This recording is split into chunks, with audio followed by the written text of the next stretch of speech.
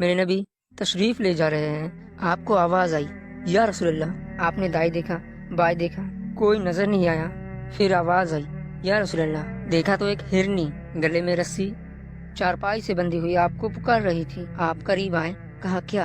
کہا آپ کے صحابی مجھے پکڑ کے لے آئے۔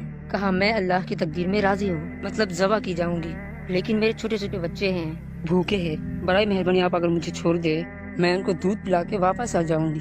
تو آپ نے فرمایا اگر تو واپس نہ آیا پھر؟ کہا میں اگر واپس نہ آئی تو اللہ تعالیٰ مجھے جہنم میں ڈال دے جیسے انسانوں کو ڈالے گا۔ تو آپ نے اس کی رسی کھول دی اور وہی بیٹھ گئے۔ اس نے دوڑ لگائی اور پہاڑوں میں غائب ہو گئی۔ دیر گزر گئی، آپ نے دیکھا تو وہ پہاڑ سے اتر رہی تھی اور آ کر کہا یا رسول اللہ میں حاضر ہوں۔ اللہ اکبر۔ آپ نے اسے رسی سے باندھ دیا اور پھر بیٹھ گئے۔ دیر گزر گئی، ایک صحابی آیا جنہوں نے پکڑا تھا شکار کے لیے۔ وہ دیکھ کے پریشان ہو گئے کہ یا رسول اللہ آپ کیسے؟ کہا بھائی میرا ایک کام ہے چھوٹا سا۔ کہا کیا؟ کہ یہ ہرنی ہدیہ مانگتا ہوں آپ سے۔ صحابی نے کہا یا رسول اللہ ہم تو جان قربان کرنے کے پیچھے ہے۔